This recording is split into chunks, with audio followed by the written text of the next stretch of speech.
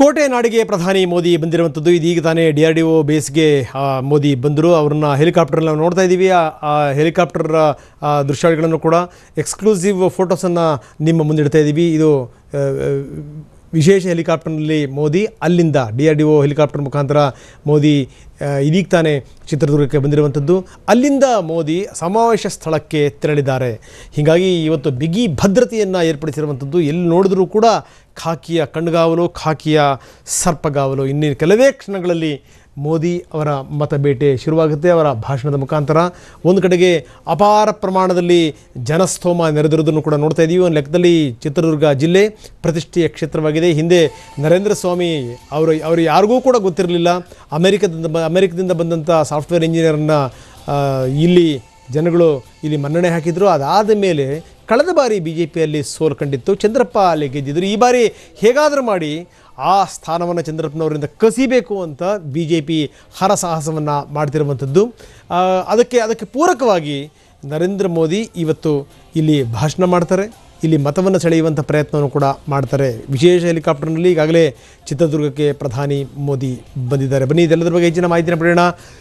ನಮ್ಮ ಪ್ರತಿನಿಧಿ ಬಸವರಾಜ್ ಈಗ ನಮ್ಮೊಂದಿಗೆ ದೂರವಾಣಿ ಸಂಪರ್ಕದಲ್ಲಿದ್ದಾರೆ. ಬಸವರಾಜ್, ನಾವು ಹೇಳ್ತಾ ಇದ್ವಿ DRDO ಬೇಸ್ಗೆ ಈಗಾಗಲೇ ಪ್ರಧಾನಿ ಮೋದಿ ಬಂದರು. ಅಲ್ಲಿಂದ ವಿಶೇಷ ಹೆಲಿಕಾಪ್ಟರ್ ಮುಖಾಂತರ ಚಿತ್ರದುರ್ಗದ ಕಡೆಗೆ ಮೋದಿ ಬಂದರು ಅಂತ ಆ ಹೆಲಿಕಾಪ್ಟರ್ ದೃಶ್ಯಾವಳಿಗಳನ್ನು ಕೂಡ ನಾವು ತೋರಿಸ್ತಾ ಇದ್ದೀವಿ.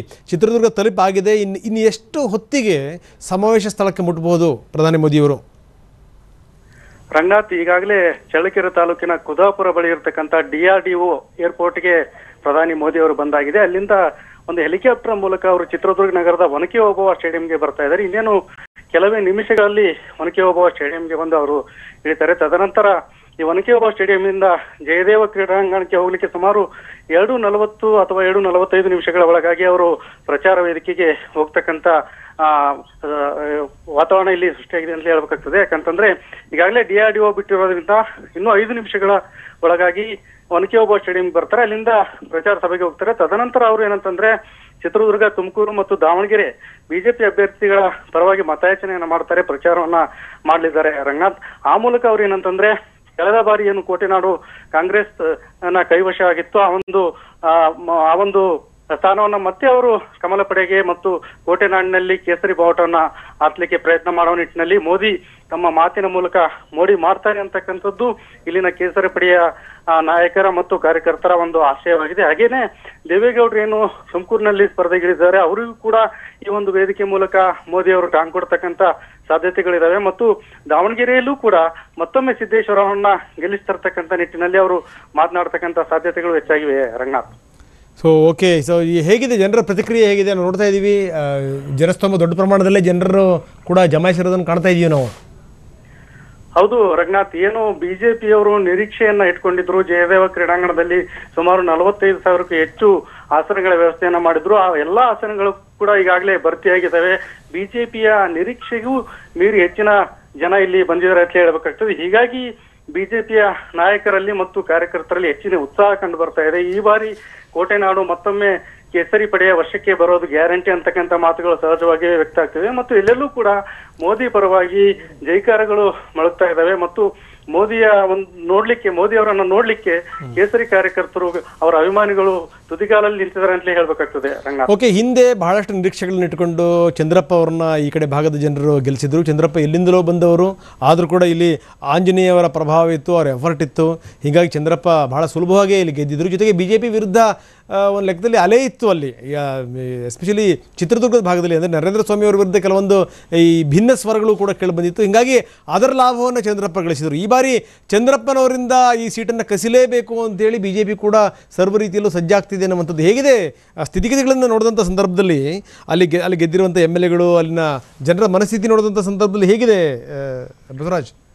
ನಿಜ ರಂಗನಾಥ್, ಏನು ಕಳೆದ ಬಾರಿ ಜನಾರ್ದನ ಸ್ವಾಮಿ ಅವರು 1 ಲಕ್ಷಕ್ಕೂ ಅಧಿಕ ಮತಗಳಿಂದ ಸೋಲಿಕ್ಕೆ ಅವರೇ ಕಾರಣ ಅಂತ ಹೇಳಬೇಕಾಗ್ತದೆ. ಯಾಕಂತಂದ್ರೆ ಸಂಪೂರ್ಣವಾಗಿ ಮೋದಿ ಹವಾ ಕಳೆದ ಚುನಾವಣೆಯಲ್ಲೂ ಕೂಡ ಇತ್ತು ಮತ್ತು BJP ಗೆಲ್ತಕ್ಕಂಥ ಎಲ್ಲಾ ಅವಕಾಶಗಳು ಕೂಡ ಇತ್ತು.